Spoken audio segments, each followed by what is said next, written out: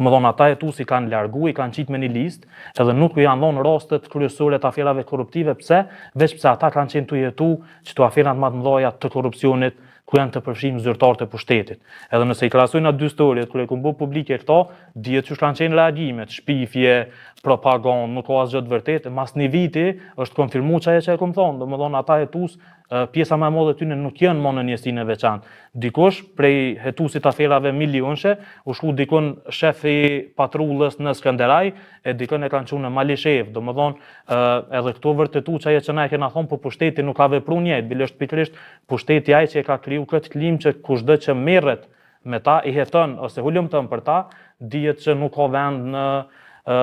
pozicionet kryesore të institucione. Këtë që po e thotë zoti Beha, si duket ka qenë një farë lloj fenomeni. Dhe kemi pasur që bartësit e institucioneve gjatë krejt këtyre viteve, jo që nuk kanë qenë llogaridhënës dhe që s'kanë kërkuar llogari nga ata që kanë ushtruar funksione për cilët është raportuar, apo kanë qenë subjekte të ndryshme të hetimeve apo edhe ngritjes akta akuzave, por të kundërtën e kanë luajtur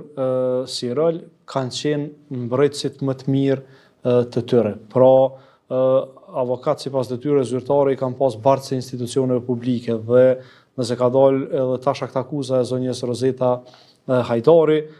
si duket mbrojtja ex officio po bëhet nga vetë kryeministri, nga gjithë ministrat e të tjerë. Sa e vështirëson kjo punën e gazetarëve për ta bërë kulumtimin si duhet dhe për ta publikuar e për të pritur ndikim dhe rezultate konkrete në terren. E mira është që gazetarët realisht s'ponalen të hulumtu këto afera, por kemi pa domethënë që gjitha aferat se ajo e rezervave shtetërore, ajo e Martin Berishaj, dhe afera tjera që kanë dalë vazhdimsi gjatë këtyre viteve për pushtetarët, për ministra dhe bartësit e institucioneve, ka pasur një mburojtje thamë prej qeverisë në detyrë. Sigurisht kjo e vështirëson punën e gazetarëve sepse çado që po del në publik e kemi një grup të njerëzve të cilët në vazhdimsi sulmojnë gazetarët, pra nuk i mbajnë përgjegjës personat që i kanë zgjedhur për me qenë në qeveri për këto afera, mirë po sulmojnë gazetarët pse i kanë zbulu këto afera. E kemi pa ashtu edhe një gjuhë ndaj gjyqësorit edhe prokurorisë në rastet të hetimeve këtyre aferave. Domethënë, ata e cilësojnë që është një luftë speciale me prokurorisë me qeverinë në detyrë dhe nuk e konsiderojnë që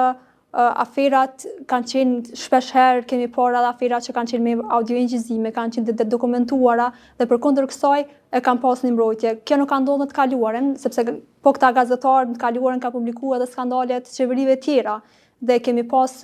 një opozit në atë kohë vetëvendosja e cila pas secili skandal të publikuar nga mediat kanë bërë protesta. Them kështu ka gjuhë gjatësjellës nuk vend, domethënë edhe nëse s'ka pas akt akuzë, për një raportimit e mediave kanë reaguar më një herë, ndërsa tash kemi raste me akt akuza, të cilat po gjykohen në gjykat dhe qeveria nuk i mban përgjegjës dhe as nuk diferencohet prej ministrave që i ka. Kështu që sigurisht kjo e vështirëson punën e mediave, por pavarësisht kësaj, mendoj që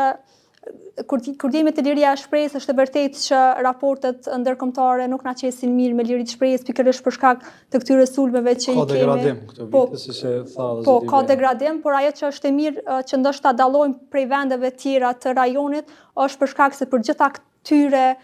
kërcënimeve që i marrin nga pushteti, gazetarët nuk janë ndalë, edhe në farë formës ja kanë pas frikën pushtetit për më raportu për çështje me interes publik. Një diçka që është paradoksale, ndoshta zoti Beha, është fakti që pushteti vazhdimisht ka bërë tentimet që të demonizoj si sistemin e drejtësisë, si komunitetin e shoqërisë civile, si mediat. Pra, nga ata që mund të vijë kritika dhe nga ata që mund të prodhojnë rezultate konkrete në hetim të keqpërdorimeve të mundshme të bartësve të institucioneve publike. Dhe në anën tjetër, po ashtu ka pasur dhe ka kritika të shumta në adresë të institucioneve të drejtësisë, përkatësisht prokurorisë që nuk po e bën punën e vetë si duhet, sepse ka pasur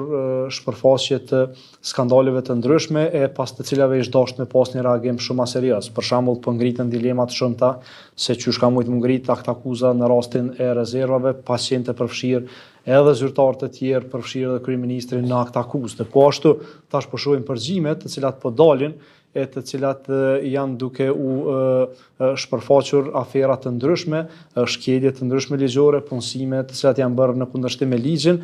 por të cilat përgjime në fakt sipas kodit procedurës penale nuk do duhet të ekzistonin nëse në to nuk ka pas elemente të vepra penale, sepse do duhet të asgjësoheshin dhe jo të binin në durë të medjave për të publikuar. Ose në të kundërtën, nëse ka pas elemente të vepra penale, do duhet të toheshin dhe do duhet të ngriteshin akta akuza për të gjykuar më pas. Si shpjegohet pra krejt kjo që ka një luftë që pushteti e bën ndaj prokurorisë, ndaj akterëve të tjerë, dhe në anën tjetër nuk ka veprime të duhura, apo i bjen kjo që prokuroria është e dikujt që nuk po e kryen punën si duhet, apo është e friksuar edhe prokuroria nga ky ambient i krijuar deri tash, apo ka ndoshta një aleancë me pushtetin e tanishëm. Unë spori du me besu edhe shpresoj që prokuroria nuk i tutet, jo këtij pushteti, po asnjë pushteti, se me bë marrë një ditë që prokurorët i tutën kush është në pushtet, domethënë që atëherë kështu për ne me jemi në fund pusit që thot populli. Unë në 5 vjet qeverisje normalisht që tentimi edhe tendenca ka qenë që çdo institucion ose çdo mekanizëm të pavarur me shtinë në kontroll. Domethënë nuk mëj me konstatu a kanë arrit domethënë edhe me prokurorinë ose me gjyqësorin me butë të njëjtën, për që ka pas tentime, ka pas. Do të thotë ka thonë vetë ministri bile me shumë krenarie, ka thonë që mu kanë ofru prokurore, kom pas bisedime me prokuror, lidhur me shumë gjona që ka ndodhur në sistemin prokurorial. Nuk është që po e thojna ose po zbulojna naj sekret të madh. Unë besoj që ndoshta arsyeja pse prokuroria ka hezitu për shembull në rastin e rezervës me zgjeru akt akuzën është edhe refuzimi i skajshëm i kurtit që me dhon dëshmi. Nëse ai do të jepte dëshmi, ndoshta do të mund të kishte edhe një zgjerim të hetimit mbase prej asaj që ai thot. E kemi pa një rast të paprecedent, pra ku kryeministri nuk ka pranuar me shku me marrë pyetje në zyrat e prokurorisë speciale, që unë besoj që është një shembull i gabum, sepse sot çdo qytetar mundet me marrë çat shembullin e keq edhe me thonë që nuk përgjigjen para prokurorisë. E njëjta ka ndodhur me hetuesit, e njëjta ka ndodhur me gjyqtarët, domethënë e shon prokurorin kur janë ngrit një akt akuzë rrezetës, e lëvdon ka pak prokurorin kur janë ngrit një akt akuzë për sulmin në Iberlepenc, tani e kritikon apet për Bojnskën, tani dele lëvdon për një